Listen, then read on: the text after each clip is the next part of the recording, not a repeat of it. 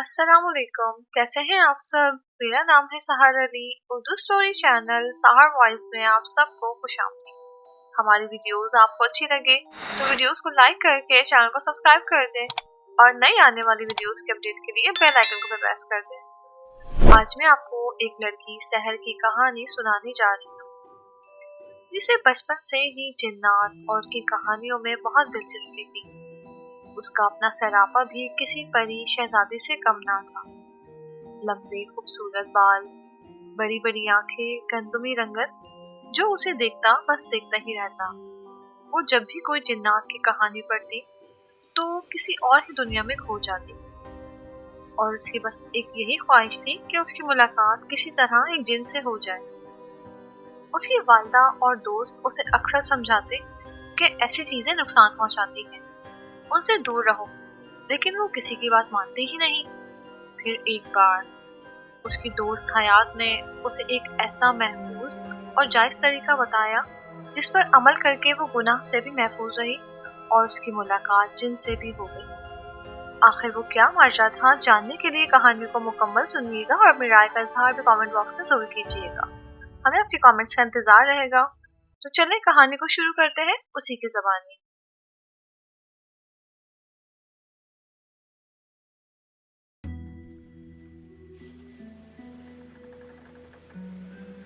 मुझे बचपन से ही कहानियाँ पढ़ने का बहुत शौक था। जब मेरी उम्र 17-18 साल की हुई तो मुझे उन कहानियों से इश्क हो गया। मेरी अम्मी अक्सर मेरे लिए ऐसी ही कहानियाँ ले आती जो मैं 2 दिन में ही सारी पढ़ लेती। जब मेरा इंटर के इम्तिहानात हो गए तो मैं घर में फारिग थी। इन दिनों मैं ज़्यादा दिलचस्पी लेने लगी। फिर मुझे एक ऐसी किताब मिली जिसमें कहानियों के अलावा जिन्नात के बारे में बहुत कुछ था। तभी एक दिन मैं कहानी पढ़ रही थी कि अम्मा मुझे गौर से देखकर बोली, बेटा इस मखलूक के बारे में ज्यादा ना पढ़ा करो, कहीं कोई ऊंच नीच ना हो जाए। साथ ही अम्मा कहने लगी कि मैंने अपने बड़ों से सुना है कि जो भी जिन्नात की ज्यादा बातें करता है, जिन्नात को इसके बारे में खबर हो जाती है। अम्मा की बाकी बातें तो मेरी समझ में नहीं आई, अलबत्ता उनकी एक बात मेरे दिमाग में अटक गई कि जो जिनके बारे में सोचता है जिनकी नजरों में आ जाता है। और फिर ख्यालों की एक नई दुनिया में मैं खो गई, जिसका कोई किनारा नहीं था, जिसमें सिर्फ और सिर्फ खुशियाँ और जितियाँ थी। मेरी एक सहेली हयात, जो कि हर हफ्ते के रोज हमारे घर आया करती थी। मैंने उसे बताया कि मेरे पास एक किताब है, उसमें जिन्नात को हाजिर करने के सारे अमल लिखे हुए हैं। मैं वो अमल करके रहूंगी, हो सकता है कोई अच्छा जिनज़ादा मुझे भी मिल जाए। मैंने जरा शरारत भरे लहजे में कहा तो वो अपना सर पीट कर रह गई। अच्छा, उसने कहा कि मेरी बात सुनो, अगर तुमने कुछ करना ही है तो खुदा के लिए कोई अच्छा तरीका अपनाओ। अमलियात वगैरह ये सब शैतानी ताकतें हैं और इनसे इंसान के पास सिर्फ और सिर्फ शैतान ही आते हैं। फिर उसने मुझे प्यार किया और कहा, मैं तुम्हें एक ऐसा तरीका बताती हूँ कि जिससे तुम महफूज रहोगी और तुम्हारी मुलाकात एक जिन से भी हो जाएगी। फिर उसने मुझे कुरान पाक लाने का कहा। मैं वजू कर कर कुरान पाक ले आई। फिर उसने मुझे सूरह जिन के बारे में बताया कि अगर तुम बा आवाज बुलंद इस सूरत को जिन्नात हासिल करने के इरादे से पढ़ोगी तो तुम्हारी ख्वाहिश जरूर पूरी होगी।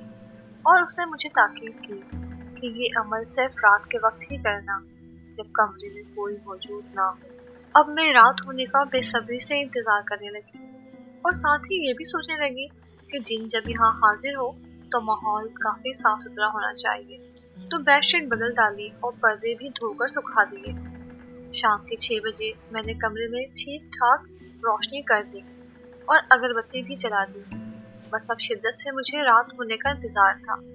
जब रात का अंधेरा हुआ, तकरीबन 12 बजे, मैं कमरे में आई तो कमरे में मौजूद हर चीज सुर्ख हो रही थी।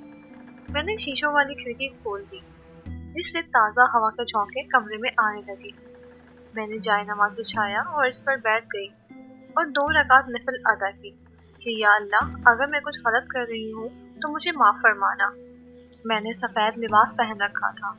फिर माहौल का सरसरी सा जायजा लेने के बाद मैं कुरान पाक खोल कर ऊंची आवाज में सूरह जिन की तिलावत करने लगी।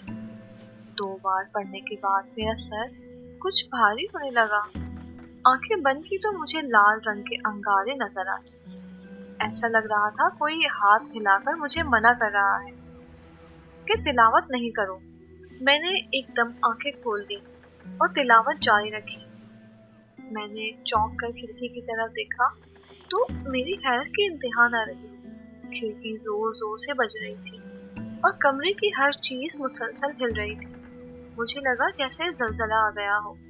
फिर मैंने आंखें बंद कर ली। थोड़ी देर बाद मुझे एहसास हुआ कि सब नॉर्मल हो गया है। उसके बाद मेरी नजर सामने सोफे पर पड़ी तो मैंने देखा एक खूबसूरत नौजवान सफेद रंग के कपड़ों में मुझे ही देख रहा है और मुस्कुरा रहा है, जैसे मुझे बरसों से जानता हो। उसे देखकर मुझ में एक अनजाने खौफ की लहर दौड़ गई। मैं इतना तो जान चुकी थी कि वो इंसान नहीं बल्कि जिनज़ादा था। उसने मुझे सलाम किया और मैंने उसे जवाब दिया।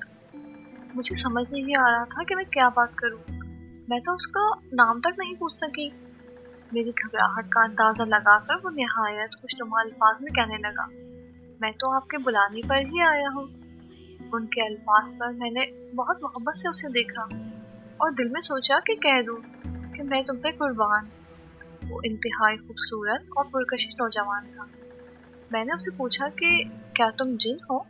तो उसने मुस्कुराते हुए कहा, जी। उसने कहा, मैं तुम्हारा रिश्तेदार हूँ। मैं हैरान होकर खड़ी हो गई। वो उठकर खिड़की की तरफ जाने लगा और पर्दे की तरफ इशारा किया। मैंने जब पर्दे की तरफ देखा तो मेरी हैरत की इंतहा न रही। वो साया मेरी सहेली का था। वो मुस्कुराकर कहने लगा, मैं हयात का शौहर हूँ। उसने ही मुझे आपके बारे में बताया और आपकी ख्वाहिश पर यहाँ भेजा है। फिर उसने मुझसे इजाज़त मांगी और एक लम्हे में ही गायब हो गया। मगर मेरे दिमाग में कई सवाल छोड़ गया। मैं सुबह होते ही हयात के पास पहुंची तो मुझे देखकर वो हैरान हो गई। तभी मैंने उसे सारा वाकया सुना दिया तो वो हंस पड़ी और कहने लगी, मेरी बहन, तुमने जो भी देखा वो सिर्फ तुम्हारा वहम है, कोई हकीकत नहीं, वरना तुम्हारे पास उसकी कोई निशानी तो होती। उसने मुझसे काफी देर बहस की तो मैं मान गई। क्या वाकई वो मेरा वहम था? तो हयात क्यों कुछ अजीब सी नजर आ रही थी? मेरे सवाल करने के बाद एक अजीब सी परेशानी उसके चेहरे पर आया थी। उसके चेहरे की बेचैनी बता रही थी कि वो मेरे जाने की मुंतज़िर है। मैंने भी वहाँ ज्यादा रुकना मुनासिब ना समझा और घर आने लगी। कमरे से निकलते हुए मेरी एक फ्रेम पर नजर पड़ी जिसमें कुछ तस्वीरें लगी थी, जिसमें हयात और उसके साथ एक नौजवान का साया मौजूद था। उस नौजवान की तस्वीर वाज़ेह नहीं थी, मगर ये वाज़ेह नजर आ रहा था कि हयात ने वही कपड़े पहन रखे थे जो पिछली रात हयात के अक्स में मैं देख चुकी थी। खौफ के मारे मेरे पसीने छूट गए। आखिर हयात का मुझसे ये सच्चाई छुपाने का क्या मकसद था? मैं कुछ समझ नहीं सकी। सोचती हुई उसके घर से बाहर आ गई। आज भी उस सच्चाई पर गौर करती हूँ मगर कुछ समझ नहीं आता। मगर अजीब बात ये है कि हयात ने भी उस दिन के बाद मुझसे कोई बात नहीं की। मैंने तो बाहर निकलना ही छोड़ दिया, अब अपनी सहेली को भी खो दिया। समझ में नहीं आता मुझसे खफा क्यों है और उस बात की हकीकत क्या है। क्या उसकी शादी किसी जिन से हुई है?